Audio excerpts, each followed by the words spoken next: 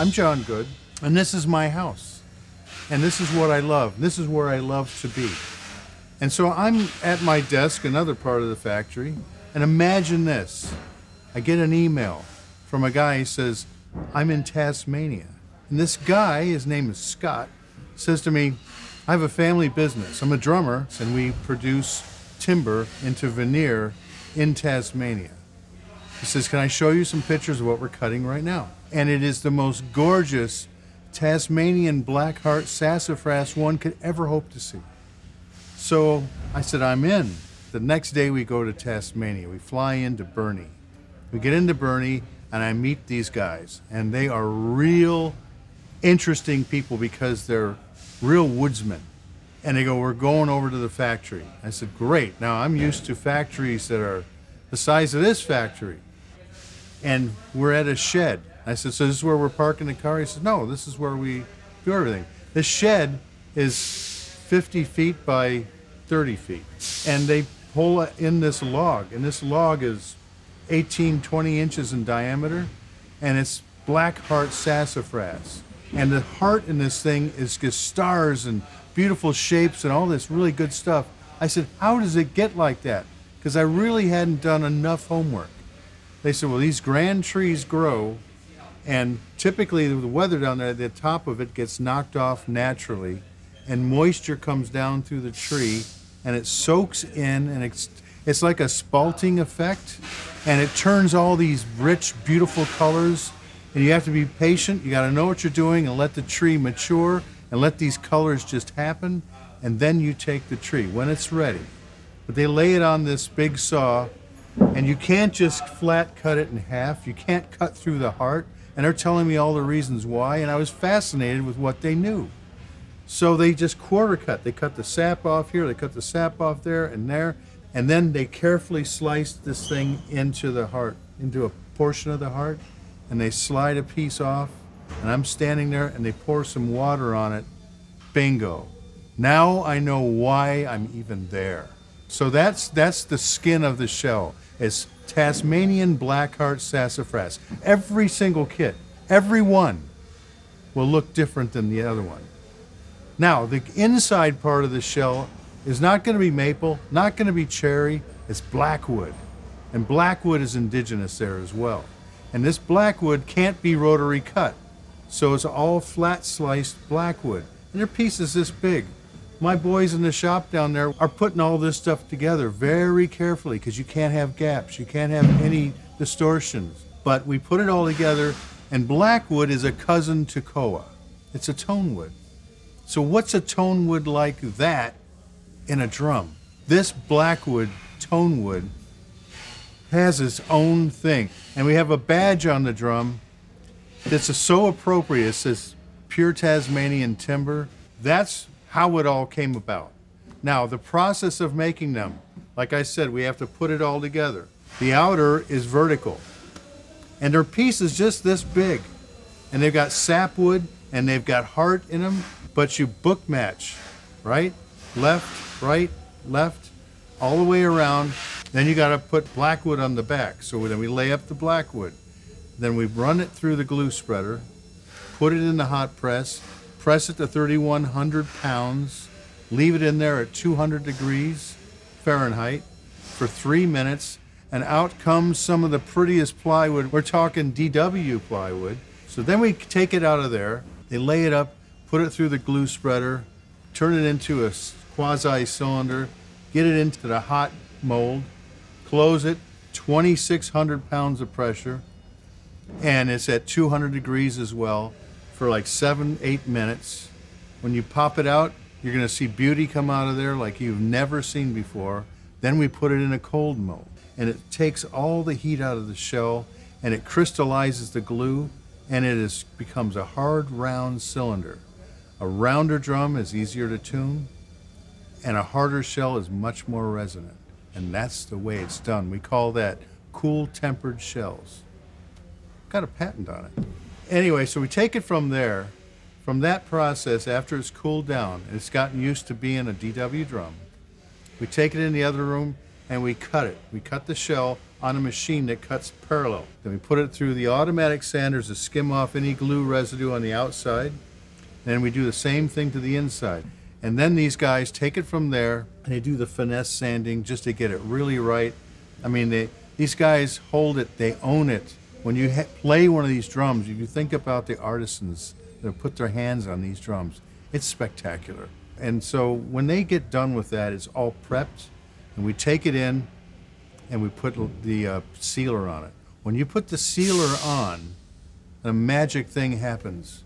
That black heart sassafras looks right at you and grows into this beautiful, slick thing that is just like, all of a sudden all the colors come alive, reminding me of how I felt when they poured the water on that heart of that tree. And the snare drums, by the way, get lacquered on the inside as well. No other drums do. Tom-toms don't, floor toms don't, bass drums don't. We seal that inside with a tung oil. Why? Because you don't want a basketball bouncing in your drum. And that's what happens when you got a slick surface on a tom-tom. You think about it, it makes a lot of sense. But on a snare drum, you want it to be bright and beautiful, right? But when you put lacquer on the inside of a snare drum and you set it on the shelf, guess what happens? It runs. So we used to spend hours sanding all that stuff out until I went to the Santa Monica Pier and I was buying a hot dog. Have you ever seen those little hot dogs roll like this? Well, I've got a hot dog roller in the paint booth. And you put the drum shell on and it turns like this. Lacquer's got nowhere to run to. So it turns for about 20 minutes and then it's like glass on the inside. That's where your best ideas come from. A hot dog on the Santa Monica Pier. So then it goes from there, and these wonderful people take and they prep it again. They have to sand that primer so it's nice and smooth. Then they take it into the paint booth. And I'm Beto, this guy, he makes a nice burst on the drum. He puts a Candy Black burst here, Candy Black burst there. It's natural in the middle. It's a thing of beauty, but it's kind of a flat finish at that point. So he lets that dry on a rack. There's another guy, Ricky. Take it into Ricky. He's an artist with clear urethane, right? And they just clear that thing and it turns into the art I was looking for. Then we have to take it into the polishing room where we have 1,500 grit paper that we sand that baby with as it's turning with a little bit of water on the outside, and it flattens that finish out nice and flat. Now it's got a dull finish, but it's just flat and just smooth like skin. And we put it on these polishing machines with a special compound, and we polish it vertically, up and down. Then we take it, polish it horizontal, in and out with this belt going across the top, and then we take it on the rotary polishing device. When it comes out of that room, it's glass. You're looking at glass on a finish. Are we done? No, not even close. Then we take it out. They're going to put edges on these babies. They put the edge on, and I've got a guy, Jose. He's incredible. He knows exactly what he's so proud of every drum that comes out of there. I can take any shell off of a rack and put it on granite, and it's perfect. It's right there. You put a light through things, you can't see any light coming out. And I'm very picky about the edges because that's where we all started here. The edges have got to be right. We check it on granite in 3 places in the factory. Okay, so the first one we check, everything's great. Now we got to drill holes in it. So when you drill holes in it, and this is after we've checked the timbres, so they go doom, doom, doom, doom, right? You got to get the intervallic relationship right. But when you cut a bearing edge, the pitch will go down slightly. Why? Because you're taking mass away. And then you drill holes in for the lugs and the name badges and the air hole. What happens? The pitch goes down. By the grace of God, all the pitches go down evenly after I've timbred them, right? Now they're timbred out, the holes are in. Is it done? Not even close. Then we take it out to these girls out across the way, and they check the edges again on granite. If they see any light, they got to love-hate with these guys in the other room. You know, I'll send it back. This one's not right. Then they take them out here in the final assembly, and they put all the lugs on. This thing is coming to life. The black burst is there. The black nickel hardware is coming on, and we put the snare wires on, And Roland and Bobby, these two guys, they tune drums. They've probably tuned hundreds of thousands of drums. They're pretty good at it right now. And we spank every baby that comes along just to make sure that it's singing our song. And when it's done, we take it. Is it done yet? No. And we put it in what we call the White House. Now, inside the White House, we line every drum set up, and I got Elena. So she looks and lines it all up. One final, there's a smudge over there, over here, and she takes a picture. Every drum gets a picture, a born-on picture.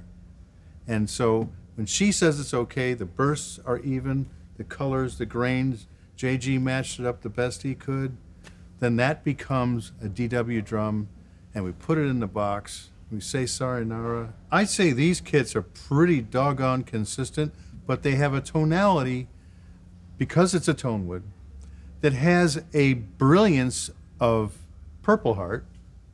It has a robust bottom end, maybe of something that has spruce in it. It's really hard to put your finger on it. All I know is that it is so musical and it's so centered. The decay in these drums just goes bow down nice. The length of sustain is almost perfect for me. You can record these drums. Scott Donnell has recorded these drums, and my God, it's like a Hans Zimmer track. You know what I mean? It's just big, it's beautiful, and they speak so well, and they're so individual, but they make this one instrument that really acts and sounds like it wants to be together.